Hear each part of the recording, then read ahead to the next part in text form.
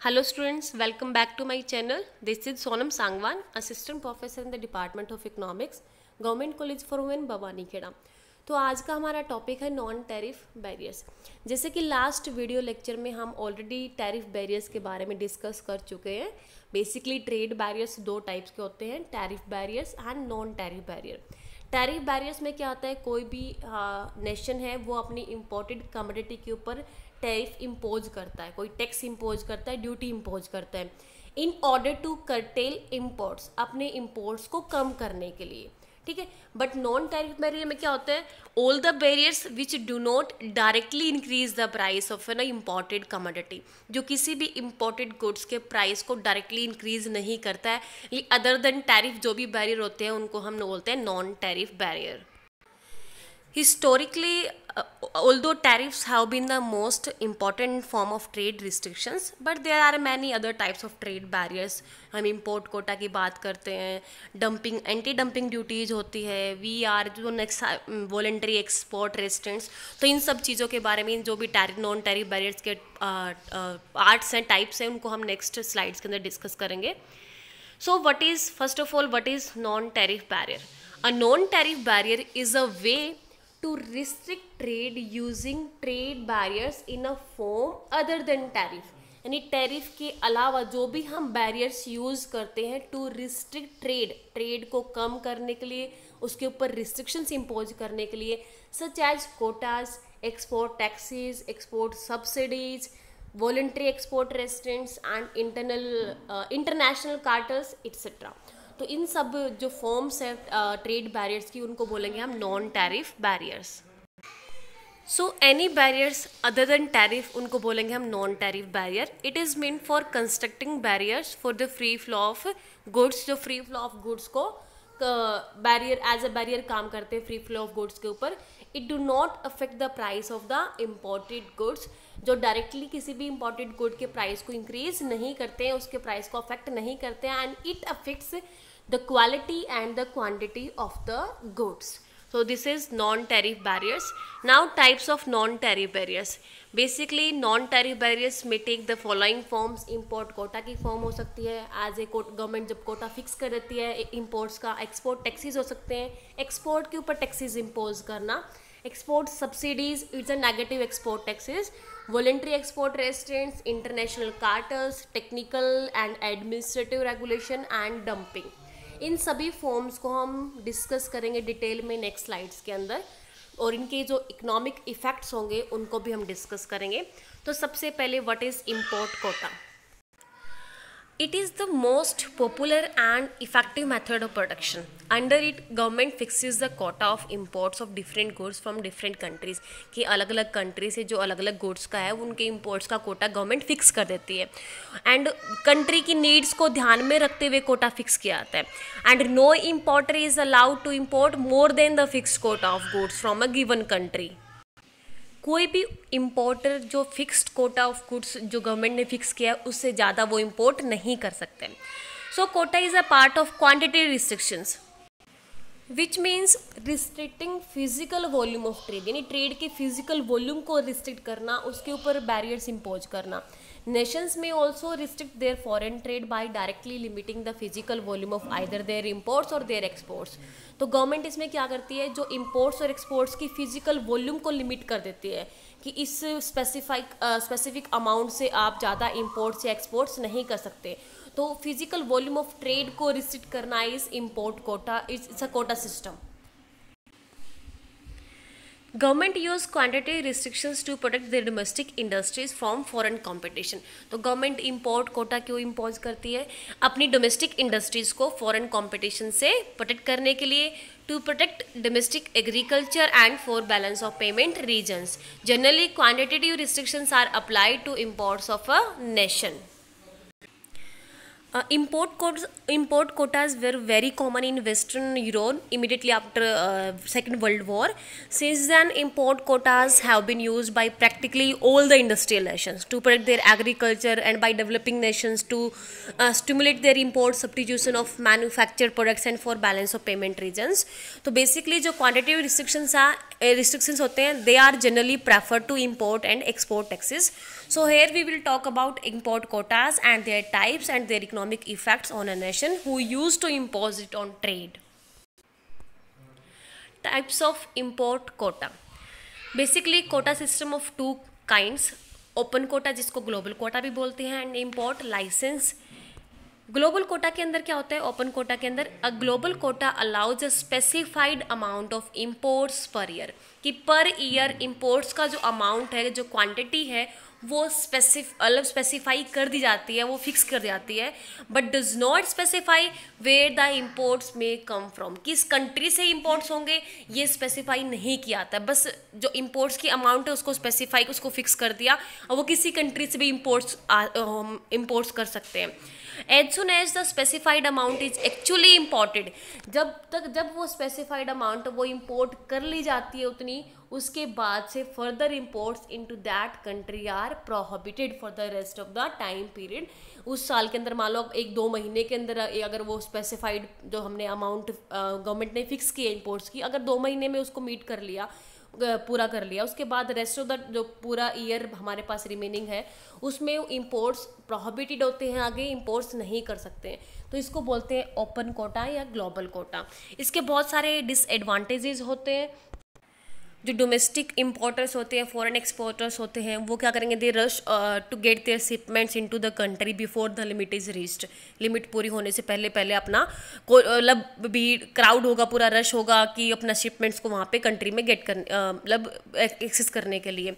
who are lucky to get their shipments into the country get abnormal profit over the year, कि जो lucky थे जिन्होंने अपना shipment वहाँ पे मतलब एक्सेस किया कंट्री में, तो वो लकी होंगे क्योंकि पूरा साल वो rest of the time period वो अबनॉर्मल प्रॉफिट्स को गेन करेंगे, क्योंकि स्केर्सिटी की वजह से, क्योंकि अगर इंपोर्टेड गुड्स है की कमी होगी जिससे डोमेस्टिक प्राइस है वो राइज हो जाएंगे, और जो लेट होंगे वो सफ़र करेंगे, उनको लॉस होगा बिट स्टोरेज कॉस्ट का या रीशिपमेंट का, वापस से उसको ओरिजिन पे लेके आना अपनी शिप्स को.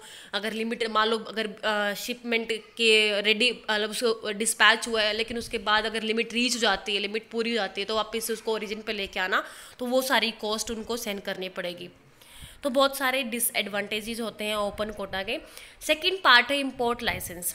To avoid the difficulties of a global quota, the government usually issue import licenses, which they either sell to the importers at a competitive price, perfect competition के अंदर जो कॉम्पिटिटिव प्राइस होते हैं उसमें सेल करेंगे importers को, या फिर कोई फी चार्ज कर सकते हैं, और just give away on a first come first serve basis. तो गवर्नमेंट इंपोर्टर्स को इंपोर्ट लाइसेंस इशू करती है. वो कोई जो भी मेथड होगा अडोप्ट करेंगे वो लाइसेंस इशू करने का, कि उसको किसी कॉम्पिटिटिव प्राइस के ऊपर सेल करते हैं, या फिर कोई फीस चार्ज करते हैं, या फिर उसको फर्स्ट कम पहले आओ पहले पाओ बेसिस के ऊपर उनको लाइसेंस इशू करते हैं. तो these are the types of import quota. Next is economic effects of quota. अब कोटा के इकोनॉमिक इफेक्ट्स क्या होंगे इकोनॉमी के ऊपर, कंजप्शन के ऊपर, प्रोडक्शन पे, ट्रेड पे, रेवेन्यू पे, तो वो सब हम यहाँ पे डिस्कस करेंगे. यहाँ पे हम ले रहे हैं वाई एक्सिस पे quantity, price, this is demand, domestic demand curve, SS1 and domestic supply curve. तो in absence of trade equilibrium price is P2, जहाँ पे डोमेस्टिक डिमांड और सप्लाई दोनों एक दूसरे को इंटरसेक्ट कर रही है, वहाँ पे इक्विलिब्रियम प्राइस डिसाइड हो जाता है. Equilibrium price is P2 and equilibrium quantity is domestic quantity of demand and supply is Q4. So under free trade क्या होता है? Under free trade at world market price P, उसके ऊपर जो domestic demand है वो कितनी है हमारी Q, एंड डोमेस्टिक सप्लाई है that is Q2.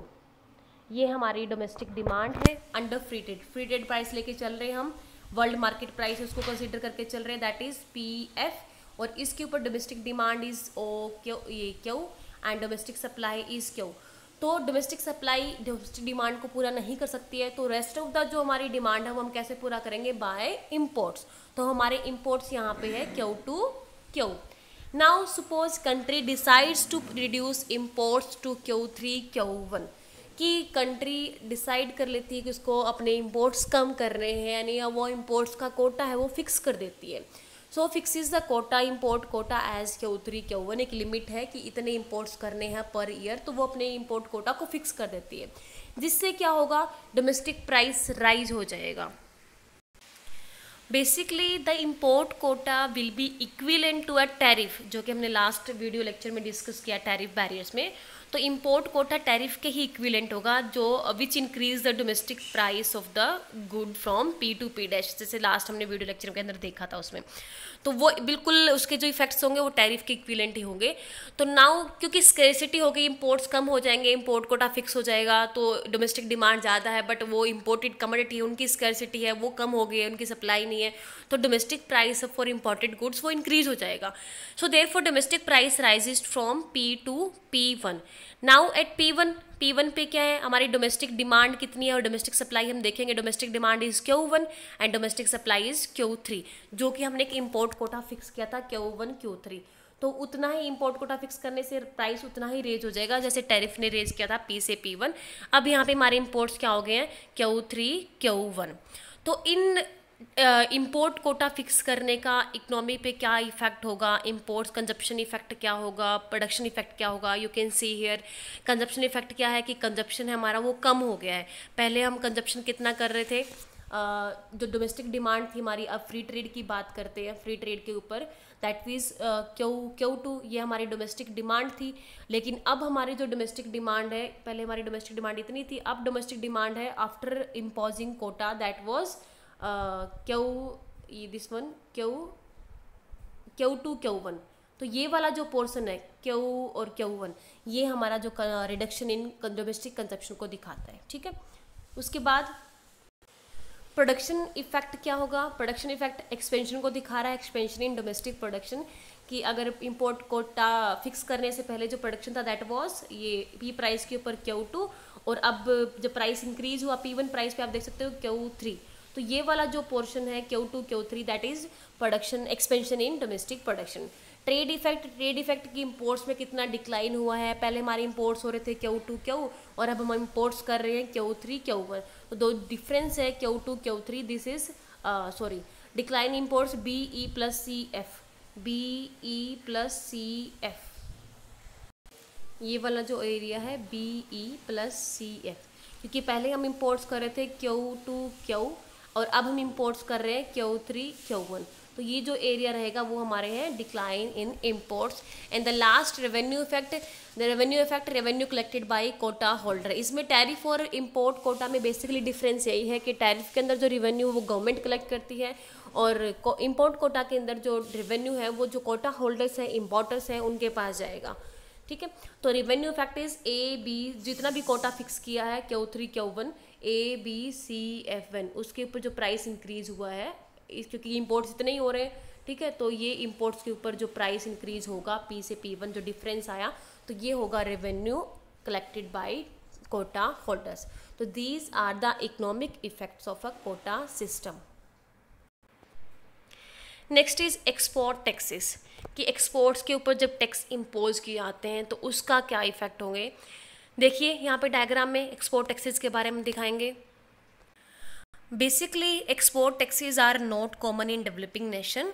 Export taxes are prohibited by Constitution of United States, and export taxes are imposed by developing nation। कुछ बहुत सारे रीजन्स होते हैं जिसकी वजह से एक्सपोर्ट्स के ऊपर टैक्सेस इम्पोज करती है, कि अगर गवर्नमेंट को रेवेन्यू रेज करना हो तो एक्सपोर्ट्स के ऊपर टैक्सेस इम्पोज कर देती है, अपनी टर्म्स ऑफ ट्रेड को इम्प्रूव करने के लिए, या फिर domestic processing of raw materials उसको इंक्रीज करने के लिए। तो बहुत सारे रीजन हैं जिसकी वजह से कोई नेशन है वो एक्सपोर्ट्स के ऊपर टैक्स इम्पोज करता है, otherwise these are not common in developing nation, ठीक है। तो यहाँ पे हम देखेंगे economic effects of export taxes, कि एक्सपोर्ट के ऊपर टैक्स लगाने का क्या इकोनॉमिक इफेक्ट होगा। You can see in absence of trade, जब ट्रेड नहीं होता है तो प्राइसेस P, जहाँ पे P डिमांड एंड सप्लाई, जो डोमेस्टिक डिमांड कर्व है, सप्लाई कर्व है, दोनों इक्विलिब्रियम में है। अंडर फ्री ट्रेड की बात करते हैं, फ्री ट्रेड प्राइस है that is P2, domestic price gets equal to world price at price P2, जो वर्ल्ड मार्केट प्राइस है दैट इज P2, और डोमेस्टिक प्राइस भी उसके ही इक्वल हो जाता है। अदरवाइज क्या होगा, जो डोमेस्टिक एक्सपोर्टर्स हैं they would be willing to purchase unlimited quantities of domestic goods and resell into the world market. Otherwise ये पॉसिबिलिटी हो सकती है, इसलिए डोमेस्टिक प्राइस और वर्ल्ड मार्केट का प्राइस है वो इक्वल होगा। तो डोमेस्टिक प्राइस है that get equals to world price यानी P2। अदरवाइज क्या होगा, डोमेस्टिक एक्सपोर्टर्स होंगे वो बहुत सारा अनलिमिटेड स्टॉक यहाँ से खरीदेंगे और उसको हाई प्राइस के ऊपर वर्ल्ड प्राइस में रीसेल कर देंगे, तो इससे ऑटोमेटिकली प्राइस इक्वल हो जाएगा। ठीक है, नाउ डोमेस्टिक डिमांड, अगर हम प्राइस P2 की बात करते हैं, प्राइस P2 के ऊपर डोमेस्टिक डिमांड इज क्यू।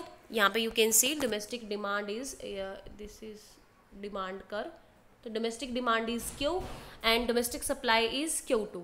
तो बेसिकली डिमांड हमारी कम है डोमेस्टिक और सप्लाई ज़्यादा है, तो जो भी एक्सेस सप्लाई है उसको हम क्या करेंगे, एक्सपोर्ट्स करेंगे। तो एक्सपोर्ट्स क्या होंगे हमारे Q2। ठीक है, उसके बाद now government imposes export taxes, कि एक्सपोर्ट के ऊपर टैक्स इम्पोज कर देती है कितना, P1 P2 per unit of exports, P1 P2 this one per unit of export इतना टैक्स वो इम्पोज कर देती है। इससे क्या होगा, डोमेस्टिक प्राइस कम हो जाएगा P2 से P1, क्योंकि एक्सपोर्ट पे टैक्स लगाने का मतलब एक्सपोर्ट्स कम हो जाना, एक्सपोर्ट्स कम होने का मतलब कि वो वस्तुएं डोमेस्टिक यूज़ के लिए ज़्यादा अवेलेबल है ना, डोमेस्टिकली सप्लाई उसकी ज़्यादा हो गई है। तो बेसिकली डोमेस्टिकली किसी चीज़ की सप्लाई ज़्यादा होगी किसी वस्तु की, तो उसका प्राइस भी कम हो जाएगा। तो डोमेस्टिक प्राइस कम होकर P2 से P1 हो गया। अब P1 प्राइस के ऊपर आप चेक करते हैं कि डोमेस्टिक सप्लाई क्या है हमारी, दैट इज़ Q1, ये हमारी डोमेस्टिक सप्लाई है, सप्लाई का उससे नीचे वाला पार्ट, और ये हमारी Q3 डोमेस्टिक डिमांड है। तो यानी डिमांड और सप्लाई के बीच का जो एक्सेस सप्लाई है उसको हम एक्सपोर्ट कर देंगे, यानी एक्सपोर्ट्स हमारे होंगे Q3 Q1। अब यहाँ पे इफेक्ट्स देखेंगे हम कंज्यूमर सरप्लस पे, प्रोड्यूसर सरप्लस के ऊपर। कंज्यूमर सरप्लस में गेन हुआ है कितना, कंज्यूमर सरप्लस हम ग्राफिकली हमने लास्ट वीडियो लेक्चर में बताया था कैसे मेजर करते हैं, कि डिमांड का उससे ऊपर का जो एरिया है और प्राइस लाइन से जो नीचे का एरिया है, सो प्राइस लाइन से ऊपर का एरिया और डिमांड का उससे नीचे का एरिया, तो उसको हम कंज्यूमर सरप्लस बोलते हैं। कंज्यूमर सरप्लस होगी P1 P2 एंड DB, ये वाला पोर्शन P1 P2 DB, ये ट्रायंगल है, ये कंज्यूमर सरप्लस है। नेक्स्ट इज प्रोड्यूसर सरप्लस होगी, प्रोड्यूसर को लॉस होगा इसमें एक्सपोर्ट के ऊपर टैक्सेस लगाने से, क्योंकि उसका जो एक्सपोर्ट्स है वो कम हो गए हैं। कंज्यूमर को ऑब्वियसली इसके अंदर सरप्लस हो, कंज्यूमर के लिए प्राइस कम हो गया है, तो कंज्यूमर के लिए प्राइस कम होने का बेसिकली उसके सरप्लस इंक्रीज हो जाएगी, और प्रोड्यूसर की सरप्लस है वो लॉस, उसमें लॉस होगा। That means P1 P2 EC, ये वाला जो एरिया है P1 P2 EC, ये सारा होगा producer surplus, loss in producer surplus. Revenue increase होंगे, जो आप देख सकते हो ये कंज्यूमर सरप्लस एरिया है, जो ग्रीन शेडेड एरिया है कंज्यूमर सरप्लस को शो करता है कि कंज्यूमर के लिए जो प्राइस कम हुआ है, जितना उसका कंजप्शन बढ़ा है और जितना उसका उस कंजप्शन पे प्राइस कम हुआ है, तो Q3 ये उसका कंजप्शन बढ़ा है, डोमेस्टिक डिमांड बढ़ी, और उसके ऊपर जितना प्राइस उसका कम हुआ है वो सारा कंज्यूमर सरप्लस में आएगा। ठीक है, ये जो हमारा येलो शेडेड एरिया है ये इसको बोलते हैं हम डेड वेट लॉस, जो कि नेट लॉस, जो कि कॉस्ट ऑफ एक्सपोर्ट टैक्सेस होगा, जो नेट जो लॉस होगा इकोनॉमी को। और नेक्स्ट हमारा जो प्रोड्यूसर सरप्लस है ये है P1 P2 EC, ये जो सारा पार्ट हमारा शेडेड एरिया है डिफरेंट कलर्स के अंदर, ये सारा होगा हमारा लॉस इन प्रोड्यूसर सरप्लस। और जो रेड शेडेड एरिया है दैट इज रेवेन्यू, कि जो रेवेन्यू इंक्रीज होते हैं, रेवेन्यू किसके पास जाएंगे, गवर्नमेंट के पास, गवर्नमेंट एक्सपोर्ट के ऊपर टैक्सेस इम्पोज करती है, तो दिस इज रेवेन्यू इफेक्ट। तो these are the effects of export taxes. Next is export subsidies. Export subsidy is a negative export tax. Export को सब्सिडी देना तो एक काइंड ऑफ ये एक नेगेटिव एक्सपोर्ट टैक्स है। Export subsidies may be of two kinds, overt subsidy and covert subsidy. Basically export subsidies क्यों propose की जाती है, एक्सपोर्ट्स को इंक्रीज करने के लिए, या फिर जो प्राइस ऑफ फॉरनर के लिए प्राइस ऑफ गुड्स, जो एक्सपोर्टेड गुड्स हैं उनका प्राइस को कम करने के लिए। प्राइस कम होगा तो ऑटोमेटिकली एक्सपोर्ट्स की डिमांड बढ़ जाएगी, और टर्म्स ऑफ ट्रेड इनफैक्ट इसमें अनफेवरेबल हो जाती है एक्सपोर्ट सब्सिडीज़ में। ठीक है, तो एक्सपोर्ट सब्सिडीज़ में भी two types, overt and covert. Overt subsidy क्या होती है, overt subsidy is the direct payment by the government to the exporters. जो भी सब्सिडाइज्ड कमोडिटी है तो उसको डायरेक्ट पेमेंट करती है गवर्नमेंट उनके एक्सपोर्टर्स को in direct proportion either to the volume or to the value of exports, कि जो भी एक्सपोर्ट्स की वॉल्यूम है या तो उसके प्रोपोर्शन में या फिर उसकी जो वैल्यू है उसके प्रोपोर्शन में उसको डायरेक्टली पेमेंट कर दी जाती है। कोवर्ट सब्सिडीज क्या होती है? These are the schemes that provide financial assistance to the exporters indirectly, like subsidization of credit condition or export shipping services। तो डायरेक्ट पेमेंट ना करके इनडायरेक्टली उनको फाइनेंशियल असिस्टेंट प्रोवाइड करना एक्सपोर्टर्स को, दैट इज कोवर्ट सब्सिडी। तो अभी हम check करते हैं इफेक्ट्स ऑफ एक्सपोर्ट सब्सिडीज कि एक्सपोर्ट सब्सिडीज के क्या इफेक्ट होंगे। अंडर फ्री ट्रेड की बात करते हैं, प्राइस इज पी प्राइस है, डोमेस्टिक डिमांड है पी प्राइस के ऊपर, दैट इज Q3, ये डोमेस्टिक डिमांड है हमारी Q3 एंड डोमेस्टिक सप्लाई है हमारी Q1 पी प्राइस के ऊपर चेक करें ना, पी प्राइस के ऊपर। तो डोमेस्टिक डिमांड एंड सप्लाई, ये हमारी डोमेस्टिक डिमांड एंड सप्लाई है। तो बाकी जो हमारा एक्सेस, जो भी हमारा एक्सेस सप्लाई है उसको हम क्या करेंगे, एक्सपोर्ट्स करेंगे। तो एक्सपोर्ट्स हमारे Q3 Q1। Now government provide export subsidy provide करती है। सब्सिडी प्रोवाइड करने से क्या होगा, मान लो P1 P2 पर यूनिट वो सब्सिडी प्रोवाइड कर रही है, तो डोमेस्टिक प्राइस राइज हो जाएगा P से P1। अब प्राइस राइज क्यों होगा, क्योंकि एक्सपोर्ट को सब्सिडी प्रोवाइड करने से एक्सपोर्ट्स इंक्रीज हो जाएंगे। एक्सपोर्ट इंक्रीज होने का मतलब कि डोमेस्टिक यूज़ के लिए जो अवेलेबिलिटी है प्रोडक्ट्स की वो कम हो जाएगी, और बेसिकली तो डोमेस्टिक प्राइस है वो राइज हो जाएगा। तो डोमेस्टिक प्राइस राइज होके हो गया P से P1। आप P1 पे चेक करते हैं डोमेस्टिक डिमांड के, डोमेस्टिक डिमांड इज क्यों, ये हमारी डोमेस्टिक डिमांड है P1 कर्व के ऊपर, ठीक है। Domestic demand is Q and domestic supply is Q2, यानी एक्सपोर्ट्स हमारे इंक्रीज हो गए Q2। अब यहाँ पे कंज्यूमर सरप्लस को लॉस होगा क्योंकि एक्सपोर्ट्स बढ़े, एक्सपोर्ट सब्सिडी देने से डोमेस्टिक प्राइस है वो इंक्रीज हो गया, और प्रोड्यूसिंग सरप्लस है, प्रोड्यूसर सरप्लस में गेन होगा। तो ये जो हमारा एरिया है green shaded area, that is consumer surplus loss P1DB, ये हमारा कंज्यूमर सरप्लस लॉस होगा। एंड ये हमारा जो P1PCE, ये टोटल जो एरिया है हमारा शेडेड एरिया है P1PCE, ये होगा हमारा जो भी येलो और ग्रीन शेड वाला एरिया, ये होगा gain in production surplus, producer surplus, ठीक है। तो these are the effects of export subsidies, ये हमारी डेड वेट लॉस होंगी। Next is voluntary export restraint. Voluntary यानी VER is the case where an importing country uses the threat of import taxes or import quotas to persuade foreign country to curtail their exports।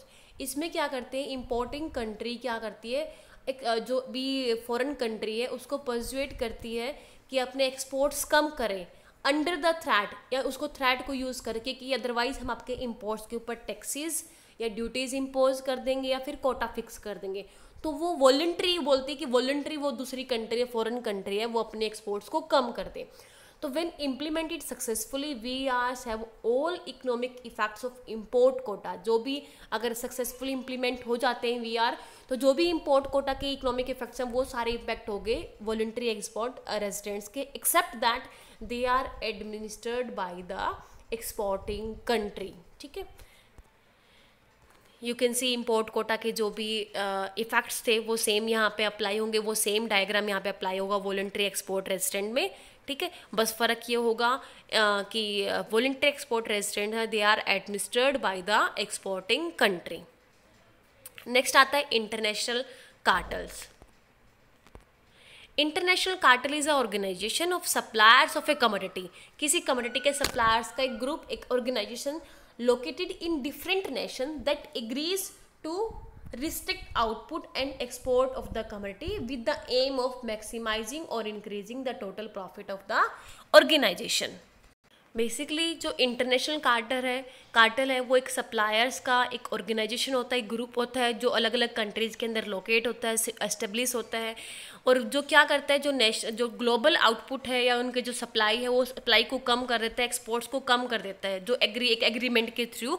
और basically main M क्या होता है supply को कम करने का, to maximize और increase the total profit of the organization. तो बेसिकली सारे वो सप्लाई को रिस्ट्रिक्ट कर देंगे, एक्सपोर्ट्स को कम कर देंगे, सो दैट कि अपने प्रॉफिट्स को प्राइस इंक्रीज करके एक्सपोर्ट्स कमोडिटी का अपने प्रॉफिट्स को मैक्सिमाइज किया जा सके, ठीक है।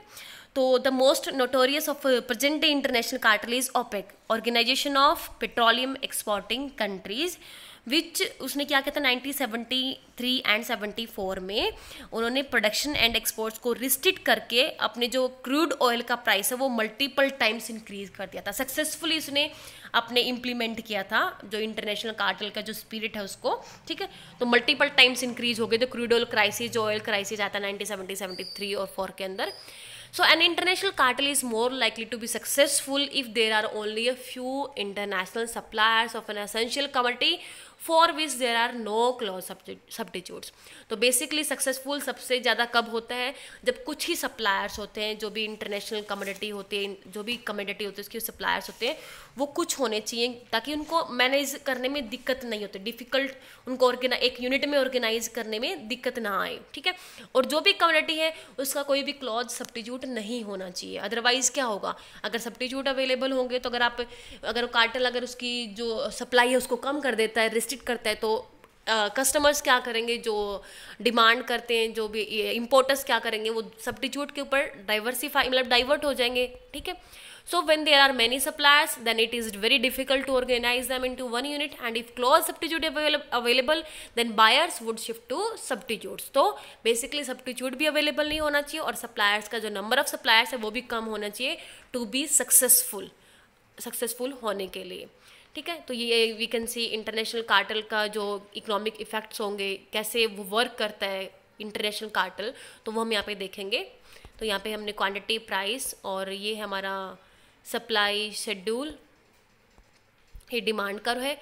Rest of the world demand for imports, जो इंपोर्ट्स की डिमांड होगी rest of the world demand curve होगा। और ये हमारा सप्लाई शेड्यूल है, सप्लाई कर्व है, जो कि दिखा रहा है horizontal summation of MC curves of all the जो भी यूनिट्स हैं उनका, जो इंटरनेशनल कार्टेल में। तो cartel supply of exports, demand curve, और ये जो ग्रीन लाइन है ये हमारा है मार्जिनल रेवेन्यू कर्व, ठीक है।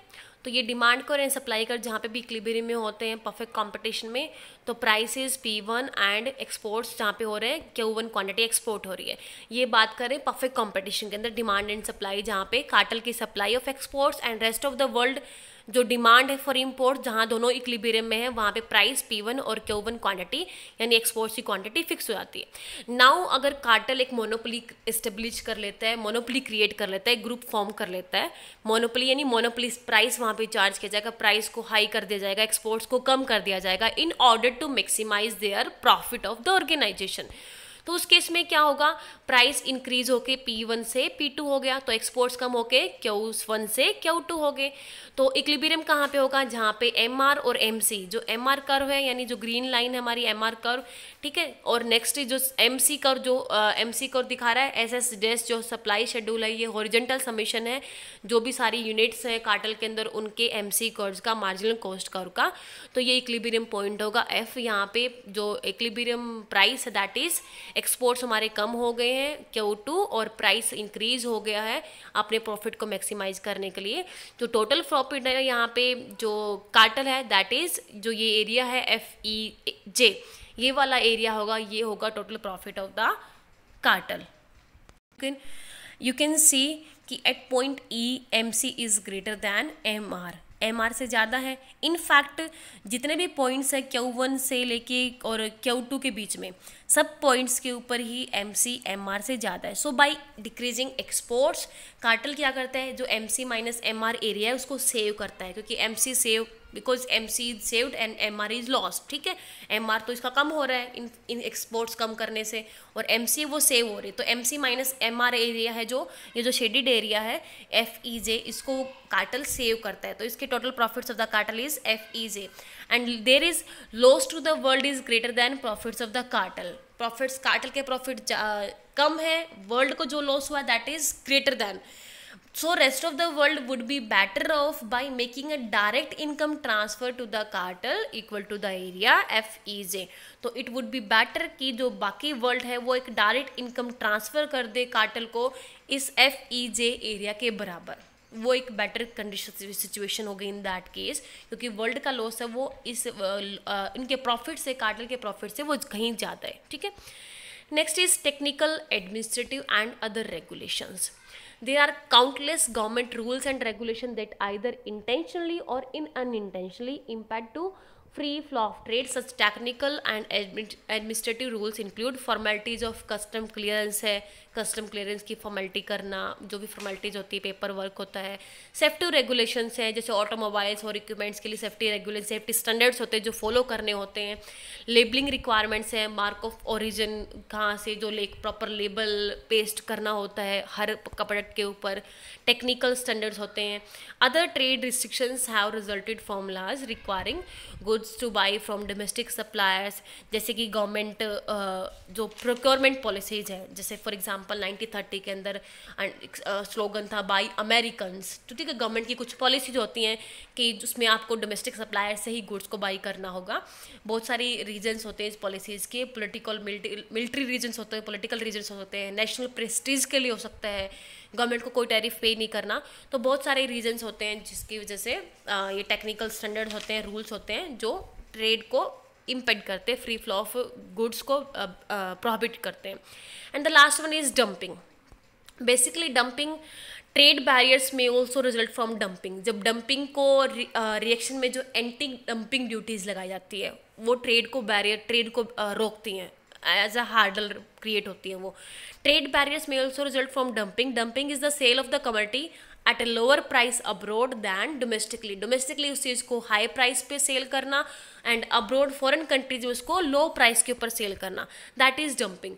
टाइप्स ऑफ डंपिंग हम डिस्कस करेंगे. परसिस्टेंट डंपिंग होती है जो अपने टोटल प्रॉफिट्स को मैक्सिमाइज करने के लिए एक मोनोपोलिस्ट होता है, अपने मैक्सिमाइज करने की कमोडिटी को वो डोमेस्टिक मार्केट में हायर प्राइस पे सेल करता है, ठीक है, प्रॉफिट को मैक्सिमाइज करने के लिए. प्रीडेटरी डंपिंग होती है. It is temporary sale of a commodity at a lower price in abroad in order to drive foreign producers out of competition, ताकि उसको मोनोपोली पावर गेन हो जाए फॉरेन मार्केट के अंदर, प्राइस इंक्रीज हो जाए, ठीक है. तो अपने फॉरेन प्रोड्यूसर्स होते हैं जो कॉम्पिटिटर्स होते हैं उनको वाइप आउट करने के लिए या फिर कंपटीशन से उसको आउट करने के लिए वो अपनी फॉरेन कंट्रीज के अंदर गुड्स को लो प्राइस के ऊपर सेल करता है. And the last one is sporadic dumping. इसमें क्या होता है, it is the occasional price discrimination by a producer in order to unload an unforeseen and temporary surplus of the commodity. कि कुछ टाइम के लिए जो एक्सेस सप्लाई हो जाती है या सरप्लस हो जाता है प्रोडक्शन, तो उसको अनलोड करने के लिए, उसको डंप आउट करने के लिए, बेचने के लिए वो क्या करता है, एक प्राइस डिस्क्रिमिनेशन यानी कम प्राइस के ऊपर उसको फॉरेन कंट्री के अंदर सेल करता है. तो this is dumping. So importing countries typically retaliate against dumping either bye imposing anti dumping और काउंटर वेलिंग ड्यूटीज़. कि अगर कोई नेशन डंपिंग की जो इन्वॉल्व होता है डंपिंग के अंदर तो ये अप्लाई करता है, तो उस केस में इम्पोर्टिंग कंट्रीज़ क्या कर सकती हैं, रिटेलिएट कर सकती हैं, रिएक्ट कर सकती है, काउंटर रिएक्ट कर सकती हैं by either by imposing anti-dumping duties or countervailing duties. So these were the types of non-tariff barriers कि कौन कौन से barriers हैं जो other than tariff जो trade को restrict करते हैं. तो इसमें हमने इम्पोर्ट कोटा और सब import quota, international cartel, export taxes, export subsidies, voluntary export restraints, technical and administrative regulation and the last one dumping.